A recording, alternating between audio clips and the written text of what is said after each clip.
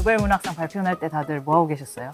처음에는 농담인 줄 알았어요. 저도 뭐 포털에 막 네. 기사가 도배된 뒤에야 그걸 보고 알게 됐지 뭐예요. 그러셨구나. 너무 기쁘더라고요. 너무 감격스러운 날이었습니다. 안녕하세요. 사회자 홍인혜입니다.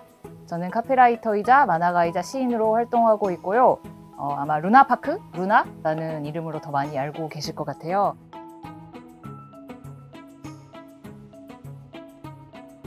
오늘 읽는 극장 함께 해주실 게스트분들 소개해 드리겠습니다. 먼저 장철규 작가님 자기소개 부탁드릴게요. 네, 안녕하십니까. 저는 신문사 사진기자로 32년 정도 일하고 퇴직한 다음에 지금은 제가 좋아하는 사진을 찍고 있는 장철규라고 합니다. 반갑습니다. 조정시인 자기소개 부탁드립니다. 안녕하세요. 시 쓰는 조정이라고 합니다. 저는 뿌리 뽑히려고 하는 고양시에 있는 산 하나를 지키는 활동을 하고 있어요. 그래서 시와 자연을 지키는 활동을 함께 하고 있습니다.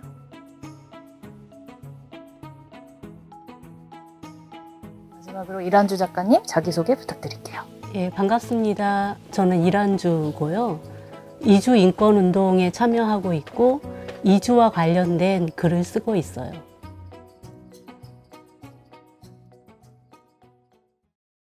저희가 오프닝 하면서 너무 영광스럽게도 노벨문학상 수상하신 한강 작가님 얘기를 나누고 있었는데 다들 각자의 시간과 공간 속에서 그 소식을 너무 감격스럽게 들었다는 점이 되게 인상적이네요. 저희가 아무래도 오늘 문학 얘기를 나누는 자리다 보니까 오프닝을 이렇게 즐거운 얘기를 할 수 있어서 더 좋았습니다. 그럼 오늘 본격적으로 오늘 작품에 대해 이야기를 나눠볼까 하는데요. 오늘 이야기 나눌 작품은 극단 놀당의 연극 바다를 넘어온 나무입니다.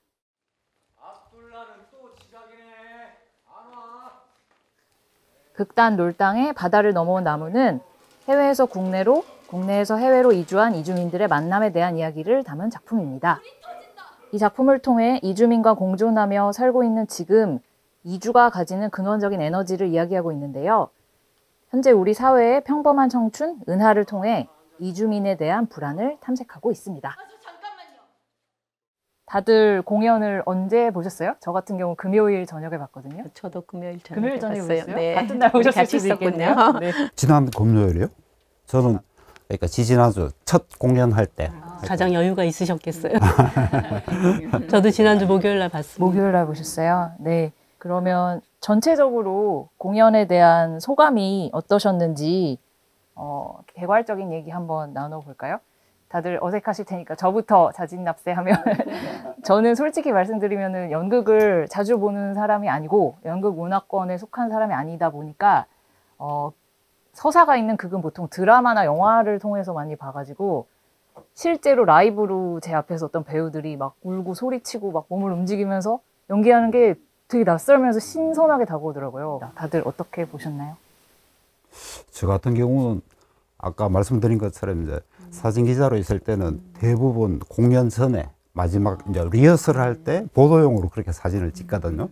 그러니까 실제 온전히 이제 전체 공연을 다 보지는 않죠. 또 그 공연에 이제 집중할 수도 없고 제가 찍어야 될 사진에 집중하게 되니까 오랜만에 하여튼 이제 실제 관객으로서 이렇게 연극을 봤는데 2시간이라는 이제 공연 그 시간이 하여튼 길게 느껴지지 않을 만큼 되게 좀 집중을 할 수 있었어요. 그리고 이제 다 보고 나서는 이제 물음표를 하나 갖게 됐죠. 대체 이주란 무엇인가? 네. 어떻게 보셨어요? 사실은 저도 연극을 자주 못 보고 있었는데 이 연극 보기 열흘 전에 시카고라는 뮤지컬을 봤어요. 그래서 뮤지컬과 연극이 굉장히 다르다는 거를 새삼 느끼게 됐는데 그 연극은 연극으로서의 굉장히 담백하고 배우들이 훨씬 더 가깝게 느껴지는 그 느낌이 있어서 역시 연극이 참 좋구나. 그리고 작가님이 이주민에 대해서 굉장히 다양한 관심을 가지고 계시는구나. 그리고 우리가 생각하는 여러 가지 문제나 혹은 어떻게 해소해야 할까 하는 질문들을 작가님이 아주 다양하게 던져주고 계신다라는 생각이 들었습니다. 저는 이 작품이 이주에 관한 이야기를 담고 있다고 그래서 굉장히 기쁜 마음으로 달려와서 봤고요. 이제 늘 얼마나 현실을 담았을까 하는 게 저는 주된 관심사예요. 근데 현실이요. 예, 네. 상당히 현실을 무게감 있게 담고 있어서 그런 부분도 저는 반가웠어요. 오늘 오프닝만으로도 이렇게 좀 할 얘기가 다들 넘치는 느낌인데요. 각 인물이나 어떤 시점에 따라 보는 관점에 따라 생각의 차이가 있을 수 있을 것 같은데 각자 다들 인상적인 장면이 있으셨을 것 같아요. 제가 몇 가지 키워드를 통해 이 극에 대해 한번 얘기를 해볼까 합니다. 제일 처음으로는 아마 주인공이라고 말할 수 있는 주요 캐릭터인 은하라는 인물에 대해 이야기를 해볼까 해요. 그 은하가 초반에 보면은 전세 사기를 당해서 그 집으로 왔다는 메시지가 나오잖아요. 나는 집들이를 하고 싶지 않았어. 우리는 너 기운 내라고. 나는 조용히 있고 싶었어. 사기당해서 이사 왔는데 너네들이 온다고 해결되는 거 아니잖아.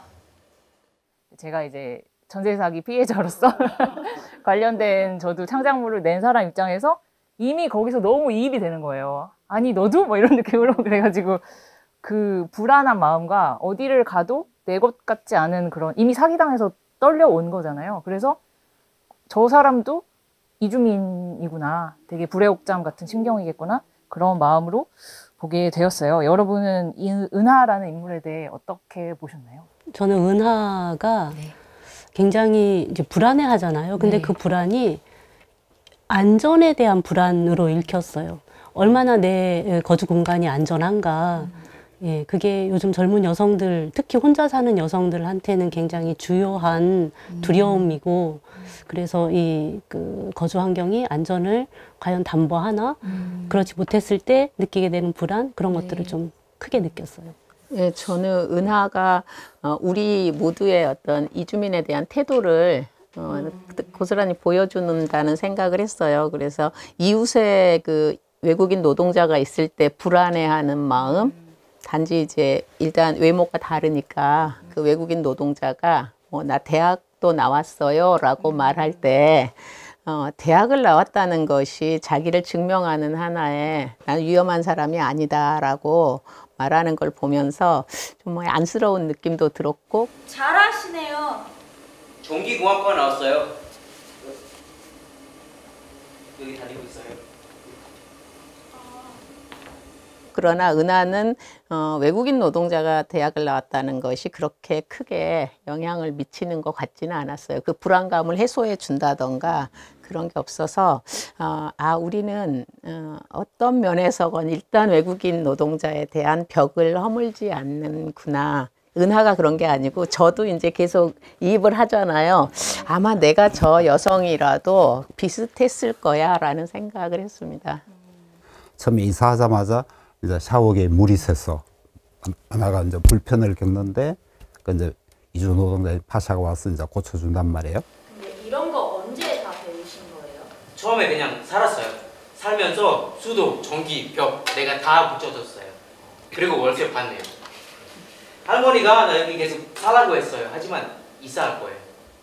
그러면서 이제 서로 말을 썼고 그러면서 그에 대해서 알게 되고 그래서 이제 진행하는 과정에서 다른 이제 친구들은 일테면 이주 노동자에 대해서 부정적 시각을 보낼 때조차도 이제 그는 적극 나서서 그죠? 중간에 그러니까 파샤가 이제 경찰에게 오토바이를 운전하러 가다가 걸려서 다른 사람과 이제 자기는 미등록이어서 이제 다른 사람 친구의 신분증을 꺼내는 걸 보고서 그때부터 은하가 파샤에 대한 하여튼 그 태도나 이런 부분들이 확 바뀌어버린 것 같아요. 옐렉스는 뭐예요? 배달할 때 빌린 거예요. 안녕히 가세요. 고마워요. 불심 검문은 강제력 없어요. 이런 일 있으면 거부하세요. 네, 신분증. 신분증 안 보여줘도 돼요. 근데 저는 거부하면 더 위험해져요. 거절 못해요. 수갑 채울 수도 있어요. 갈게요. 저는 잡히면 출국해야 되거든요. 강제로요. 한국말 잘하시네요. 실제로 많은 그러니까 뭐 저 같은 경우도 이제 그런 상황이 되면 그렇게 생각할 수 있겠다 하는 그런 점을 좀 느꼈어요.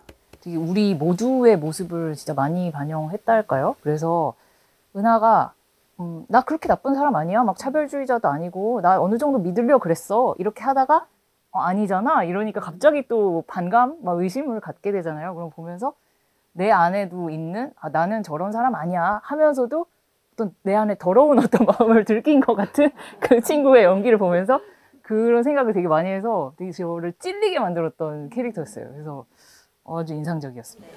그 사람 여기 맨날 지나다닐 텐데 나 그 사람이 어떤 사람인지도 모르고. 그래, 이번에 리모델링 했다고 얼마나 좋아했는데. 옆집도 살피고 아랫집도 살폈는데 위에 불법 건물로 살고 있는 사람까지 못 봤어. 나도 믿고 싶어요. 극 중에는 특히 이주민 또는 이방인 그 본래 살던 곳을 떠나서 넘어오신 그런 캐릭터들이 되게 많이 나오는데요. 우리가 얘기가 계속 나온 파샤도 있었고요. 고려인인 리나라는 캐릭터도 있었고, 반대로 외국에서 떠돌다가 한국으로 돌아온 찬기라는 인물도 나오잖아요. 이 인물들도 당연히 그게 굉장히 중요한 부분인 것 같은데, 이 이주민과 이방인들에 대한 얘기를 한번 나눠볼까 해요. 여러분은 이 캐릭터들에 대해 어떻게 보셨나요? 등장인물들이 온통 뭐야 약간 뭐 부평초 같은 느낌?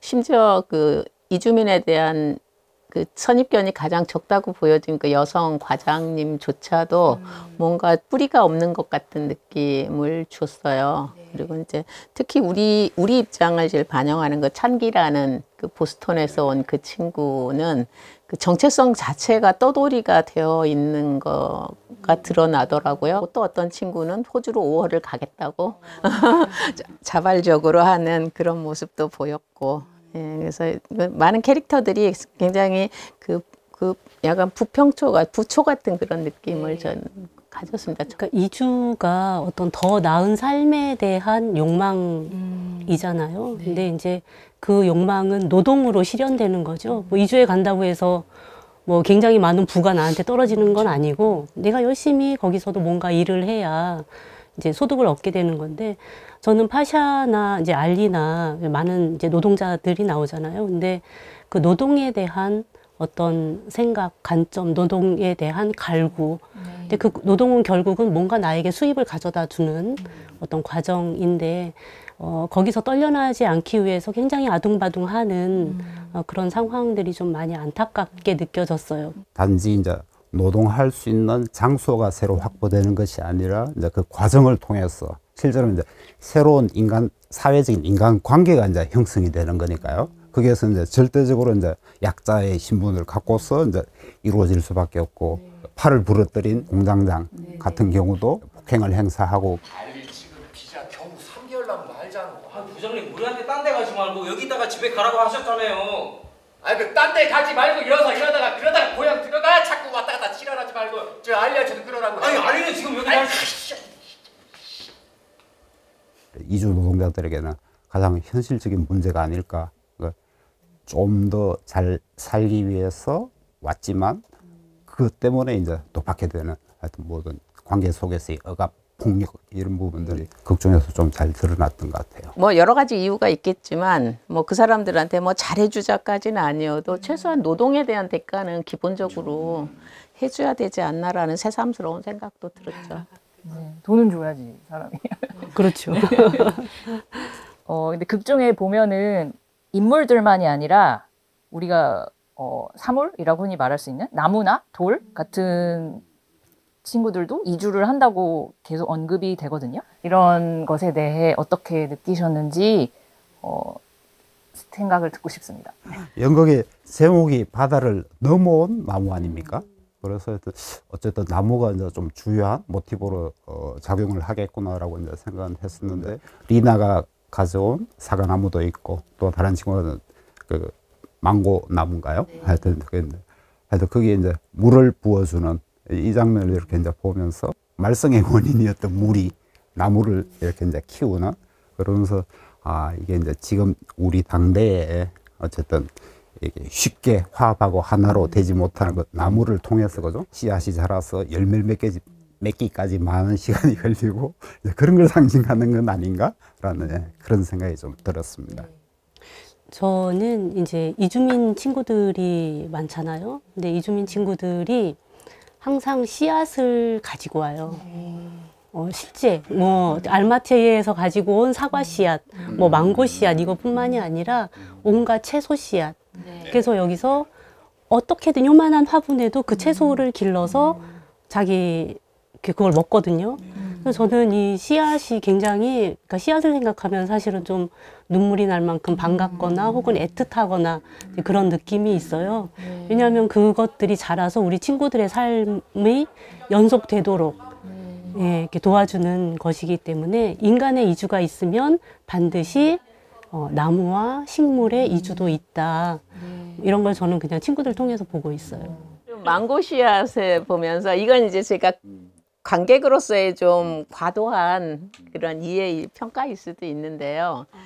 근데 망고 씨앗을 갖고 왔다고 거기 이렇게 나오는 걸 보면서 원래 우리나라 사람들은 줄고 외국인들이 많이 들어와서 우리나라의 많은 부분을 채울 거잖아요. 뭐 정해진 수순인 것 같은데 그들이 와서 여기서 잘 자랄 수 있는 토양이 필요하다는 의미로 저걸 넣었을까라는 생각도 했어요. 이제 우리가 오늘 뿌리 내린다라는 표현을 뭐 식물 때문에도 하고 사람 때문에도 하고 하잖아요. 근데 사실은 이제 이주자들한테 우리 사회에서는 뿌리 내리는 걸 허용하지 않는 사회예요. 그래서 그런 현실 대비해서 뿌리 내리는 식물을 이야기함으로써 그 뿌리에 대해서 이야기하고자 한 것인가 하는 생각도 했습니다. 네. 우리가 그게 나오는 인물이나 뭐 사물, 동물, 식물들에 대해 얘기를 해봤는데요. 그 외에도 무대 장치라거나 사운드적으로 물이 똑똑똑 떨어지는 소리를 그냥 들려주는 게 아니라 앞에서 시연을 하면서 계속 보여주잖아요. 그게 굉장히 긴장감을 고조시키더라고요. 그냥 물 떨어지는 소리가 사람을 이렇게 쪼일 수가 있는지 우리 이따금 들리는 고양이 뭐 소리라거나 그런 것들이 굉장히 텐션을 유지하는 데 도움이 많이 됐었어요. 처음에는 물 떨어지는 소리가 똑똑똑 날 때 이제 무슨 의미인지 잘 모르겠더라고요. 근데 조금 있으니까 이게 우리나라의 외국인 노동자들이 조금씩 들어오기 시작했잖아요. 조금씩 들어오다가 어느 순간에 점점점 많아져서 그 물이 슉 쏟아지는 것처럼 그리고 어느 순간에는 정말 강처럼 많아지는 게 아닌가. 그래서 그리고 우리가 어느 순간에 이제 두려워하기 시작하잖아요. 점점 외국인의 그 유입되는 이주자의 수가 많아지는 그런 생각, 한 흐름으로서 이제 한국인의 한 일부로서 한 흐름으로서 자리 잡는다는 뜻인가라고 생각을 했습니다. 그 중간점이었나요? 은하가 물이 터졌다라고 하면서 이제 가장 뭐 긴장되는 그 순간들. 그래서 이제 계속 그게 어떻게 보면 이제 이주 노동자와 그리고 이제 여기서 살고 있는 사람들의 인간관계에 대한 하여튼 이제 갈등, 긴장 이걸 이제 지속적으로 보여주는 장치가 아니었나 싶고 그런 측면에서 아까 조정 시인께서 말씀하신 것처럼 그죠? 또 다른 이제 그런 의미도 충분히 가질 수 있겠다라는 생각이. 저는 계단이 인상적이었어요. 네. 파샤의 방으로 가는 계단. 그 계단을 은하가 굉장히 어렵게 올라가잖아요. 막 망설이면서. 그게 어떤 이주민에게 그 다가가는 과정이 늘 그렇다고 생각해요. 많이 이제 낯설고 그래서 두려움도 사실 좀 있지요. 그런데 고양이를 보러 거기를 막 또 올라가잖아요. 근데 그런 장면들이 우리 사회의 한 단면이 그 계단을 통해서 보여지는구나 그렇게 생각했어요. 네. 그러네요. 그리고 이 극에는 그 멀리 가는 것에 대한 열망? 이런 테마가 곳곳에 녹아 있다고 보여지는데요. 여러분은 이 멀리 가는 열망, 이주하는 열망? 이런 거에 대해 어떻게 생각을 하시나요? 이주는 인간의 본능인 것 같아요. 네. 옛날에 그 인류가 맨 처음 뭐 아프리카 땅에서 태어나서 거기서 생겨난 이주가 계속 옮겨가면서 세상으로 퍼지잖아요. 그래서 인간의 DNA에는 이주가 들어있는 거죠. 네. 아까 처음에 제가 이제 이 연극을 보고 나서 이주란 무엇이지? 라는 이제 오히려 물음을 갖게 됐다고 말씀을 드렸는데, 일단 우리가 이제 연극에서 봤던 이주 노동자라고 하면 하여튼 이제 물론 본인의 선택이었다라고 할 수 있긴 하겠지만 우리나라 땅에서 내가 익히 아는 사람들하고 충분히 재밌게 살 수 있으면 올 이유가 없잖아요. 그죠? 하여튼 이제 그런 선에서 봐야 되는 건 아닌가라는 생각이 들었습니다. 사실은 이 멀리 가는 게 이제는 이전에는 지금까지 우리가 이해하는 것은 좀 더 나은 삶을 위해서 돈을 벌려고 혹은 좀 더 자유로운 삶을 위해서 이렇게 멀리 갔었는데 요즘 이제 기후위기가 되게 심각하잖아요. 이제 기후위기가 가장 먼저 피해를 보는 것이 이제 농업이 잘 안 되는 곳들 있잖아요. 인간이라는 건 식량이 부족하면 나눠 먹는 존재가 아니잖아요. 뺏어 먹는 존재지. 근데 앞으로는 기후위기가 이게 더 절박해지면 그 부분이 굉장히 더 심각하게 다가올 텐데 어떻게 하면 정말 나눠 먹는 존재로 준비할 것인가 이런 생각하는데 쉽지 않은. 아이고. 어쨌건 이런 연극을 통해서 우리가 어떻게 하면 우리가 나눠 먹는 존재로 네. 조금이나마 한 걸음 더 나아갈까라는 생각도 좀 고민은 해야 되지 않을까. 그게 가능할 수도 있어요. 그런가요? 연극에서도 그런 부분이 있거든요. 거기 이 부장이 버스를 몰잖아요. 출근 버스. 네. 근데 그 출근 버스가 타고 있는 사람들이 다 미등록 이주자들인데 그걸 알고 옆 공장에서 찔렀다 이제 이 부장이 그런 얘기도 하잖아요. 근데 그걸 알고 단속반이 나오죠. 근데 이 부장이 도와주세요 부장님 하는 소리에 그 차를 몰고 돌진을 하죠. 도망가기 위해서. 그 이 부장의 마음을 생각하면 그럴 수도 있지 않을까? 나눠 먹는. 네네네. 하고 뭐 인간에게 희망을 걸 수밖에. 네. 살긴 살아야 되니까 아까 좀 절망적이었는데 그래도 희망의 불씨가. 그러면 희망의 불씨를 더 드리기 위해서 그 이 부장 이야기는 실화예요. 아 정말요? 모티브가 있는 얘기였군요. 희망이 나오고 있죠. 네. 희망이 솟아나는. 지금까지 작품에 대해 이야기 나눠봤는데요. 이 작품과 관련해서 각자 소개하시고 싶은 텍스트를 우리가 가지고 와봤어요. 소개하고 싶은 책에 대해 한번 이야기해볼까 합니다. 읽는 극장이니까요. 제가 소개해드리고 싶은 책은 사이토 마리코라는 시인의 단 하나의 눈송이라는 시집인데요. 이름에서 유추 가능하시겠지만 일본 시인이신데요. 이 시집의 특이한 점은 일본어로 쓰신 책을 우리 한국말로 번역한 게 아니라 이분이 한국어를 배워서 한국어로 직접 쓰신 시를 수록했다는 점이에요. 한국에 특히 머물면서 이방인으로서 느끼신 부분들을 담고 있다는 점에서 우리 연극과 좀 닿아 있는 점이 많아서 한번 소개해보고 싶었습니다. 광합성. 한국에 오기 전에 나는 모든 책을 팔아버렸다.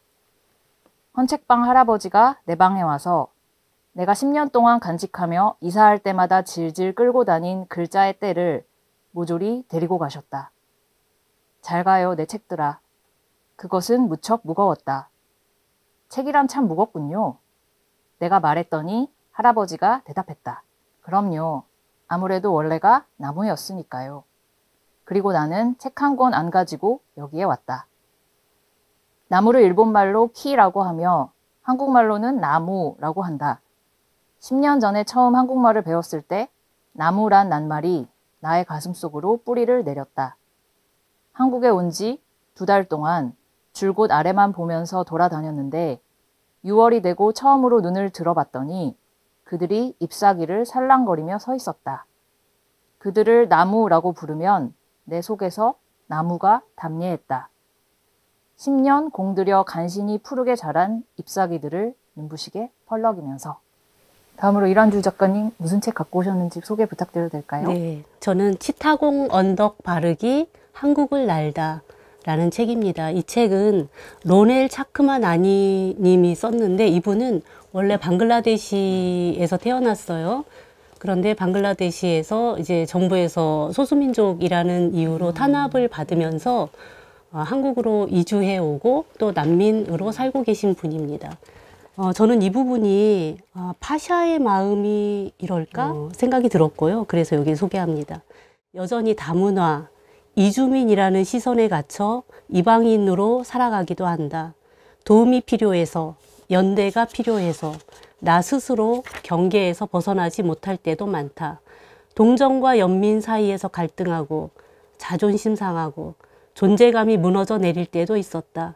그럴 때는 내가 오래된 전시품이 되어버린 것만 같았다. 차크마여야 한다. 준머여야 한다. 한국인이어야 한다는 강박관념이 나를 짓눌렀다. 외국인이었을 때나 한국인으로 살아가는 지금 나는 나 이것만 자꾸 경계에 갇혀 있었다. 조정신 준비하신 책 부탁드리겠습니다.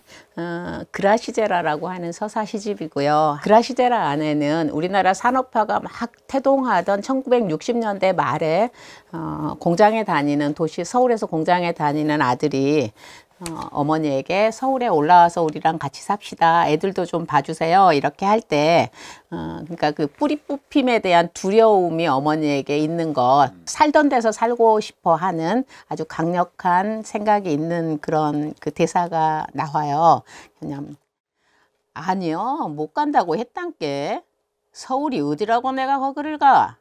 천지에 아는 사람 하나 없는 데서 무엇을 보라고 살겠는가? 오메오메 농사짓기 심 안 들어야 나는 나 살던 데서 살란다. 그랬네. 각자 준비해 주신 텍스트 잘 들어봤고요. 같은 극을 보고 가지고 왔는데 서로 전혀 다른 거를 갖고 왔다는 게 너무 재밌고 하나하나 정말 인상적으로 잘 들었습니다. 감사합니다. 이 연극을 보다 보면 이주에 대한 테마를 모두 생각하게 되면서 나의 이주도 한번 돌아보게 되잖아요. 내가 생각하는 이주란 뭘까? 이주라는 테마에 대해 한번 이야기를 해보면 좋을 것 같거든요. 내가 생각하는 이주 어떻게 생각하시나요? 저는 지금 이주 과정에 있습니다. 저희가 이렇게 수도권에 살다가 강원도로 이사 간 지 지금 2년 됐어요. 2년씩이나 됐는데 아직도 나는 이주 과정에 있다고 생각하는 거예요. 전혀 본 적 없는 새로운 이웃들하고 친해져야 하고 그 고장의 지리에 익숙해져야 하고 이제 이런 게 막 익숙해지면 뭐 이사 온 것 같아, 여기 사는 것 같아 이런 느낌이 들 텐데 아직까지 그게 안 된다는 거죠. 그 과정을 지금 2년째 겪고 있습니다. 그러면서 국경을 넘어온 친구들을 매일매일 생각합니다. 얼마나 힘들었을까 하면서. 굉장히 이제 그 어려운 중에도 되게 도움을 많이 받았던 건 동네 할머니들한테 많은 사랑을 받았어요. 사랑을. 예, 그 사랑은 뭐냐면 호박 하나, 가지 하나, 집에 아직 아무것도 없지? 그러면서 그런 걸 갖다 주시면서 되게 저희 먹거리를 챙겨주시고 그러는 걸 이제 되게 환대로 느꼈죠. 그래서 그 사랑으로 지금 2년째 버티고 있습니다. 2년째 이주 중. 저는 뭐 너무 이주라고 하기에는 좀 너무 사소한 것 같긴 한데 저는 아버지가 교사하셔서 어렸을 때 교사 아버지가 3년마다 전군 다니실 때마다 이사를 계속 다녀서 초등학교를 4개 다닌 것 같아요. 그래서 뭔가 정처 없는 거기에 살고 있는 토박이들하고는 전혀 다른 느낌, 그런 기분은 굉장히 저한테 익숙한 기분이에요. 네, 그래서 이주라고 하면 저는 그 갈 데가 없는 기분, 그리고 어쩌다 친구 집에 가서 같이 저녁을 식구들 막 다 모여서 먹을 때 너무나 부러운 느낌, 되게 굉장히 절실하게 부럽더라고요, 그게. 그래서 아마 그런 정도가 제가 그 떠돌이 삶을 사는 그 기분에 대해서 좀 느끼는 거죠. 현직에서 사진 기자로 일할 때 이제 직접적으로 이제 취재한 하나의 이제 사안이 몽골에서 온 청년의 이야기였어요. 그러니까 6살 때 엄마 손잡고 한국에 와서 고등학교 졸업할 때까지 22년을 한국에서 살았는데, 근데 이제 미등록이다 보니까 아무런 사회 활동을 할 수가 없었어. 그래서 하여튼 자발적으로 하여튼 이제 출입국에 신고하고 난 몽골로 가겠다. 물론 이제 다시 돌아오기 위해서거든. 그래야 이제 또 합법적으로 비자를 받거나 뭐 이렇게 가능하니까. 그 친구 이제 사례를 이렇게 보면서 그야말로 이렇게 이제 살던 땅에 살기 위해서 어떻게 보면 다시 또 몽골로 이주를 가야 되는. 제가 생각할 때 이제 이주란 건 이제까지 맺어왔던 인간관계의 하여튼 일시에 그죠? 하여튼 그게 단절되는.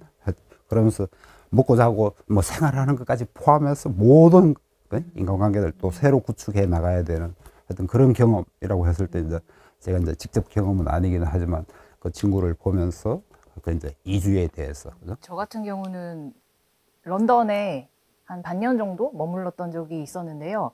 그때 제가 느낀 거는 한국에서는 나를 소개할 때 나는 이런 걸 전공했고요, 뭐 이런 직장에 다니고요, 뭐 서울 어디 살아요? 이러면은 사람들이 길게 말하지 않아도 우리 머릿속에 있는 바로미터로 이 사람은 어떤 사람일 것이다 이렇게 좀 데이터가 나오는데, 영국에 딱 갔더니 제가 말도 잘 못하지, 내가 말하는 모든 나의 자기소개가 무의미한 거예요. 그 사람들은 지금처럼 한류가 막 붐할 때도 아니라서 뭐 노스 사우스 이러고 있는데 내가 지금 뭐 서울 어디 사는 게 무슨 상관이며 그래서 방금 얘기하신 것처럼 모든 인간관계를 리뉴얼을 해야 되는데 벌거숭이 상태로 해야 된다? 내가 뭐 어떤 사람인지 알아주지도 않고 심지어 저는 한국에서는 말하는 거 좋아하고 농담하는 거 좋아하는 사람인데 거기 가니까 과묵한 캐릭터가 돼서 인격이 완전히 달라지고 벌거숭이 상태로 사람을 만나야 되니까 자신감이 너무 떨어지고 누굴 만나는 게 무섭기만 하더라고요. 그래서 그때 약간 반쯤 경험해보고 내 인생에 의미는 없다. 그런 생각을 좀 했던 것 같아요. 그래서 자연스럽게 이주민, 우리 주변에 있는 이주하신 분들에 대한 얘기가 나오게 되는데요. 현재 내가 사는 주변에 이주민이 있는지 어떻게 생각하시는지 그런 거에 대한 얘기를 좀 나눠볼까 합니다. 작가님은 어떠세요? 주변에 활동하시면서 많이 보실 것 같아요. 제 주변에는 한국인보다 이주민이 더 많은데요. 늘 제가 기대고 있고 예, 도움 받으면서 살고 있어요. 맛있는 거 얻어 먹고요. 그게 아주 중요해요. 맛있는 거 얻어 먹는 게. 각국의 음식을 드실 수 있으시겠네요. 저는 최근에 지방 소도시를 우연히 여행을 한 적이 있었는데 물이나 뭐 간식이나 사가려고 아무 마트나 쏙 들어갔어요. 근데 거기 들어가고 깜짝 놀란 게 베트남 식재료, 태국 식재료, 막 우리나라 식재료가 없고 아시아마트에 가셨군요. 예, 그러니까 제가 그냥 생각 없이 싹 들어갔는데 어떻게 보면 외국 식자재 마트처럼 쫙 있고 한국 사람 저밖에 없는 거예요. 그래서 약간 이방인이란 대체 뭘까? 여기서 이방인 저잖아요, 사실은. 그래서 되게 여러 가지 생각을 좀 하게 됐어요. 거기서 외국 사람이 되셨군요. 제가 외국 사람인 거예요. 그래서 여러 나라 사람들이 이렇게 모여 있으면 각자 말하는 외국 사람이 다 달라요. 네. 예, 그런 경험도 굉장히 신기하고 재미있어요. 저 한국말 잘하고요. 예, 다 한국말 하는 이웃들이고요. 그런데도 힘들어요. 얼마 전에 제가 동네 가게에 갔다가 네팔에서 온 노동하러 온 분들 둘을 만났어요. 근데 저는 이제 네팔 분들에 대해서 좀 애틋하거든요.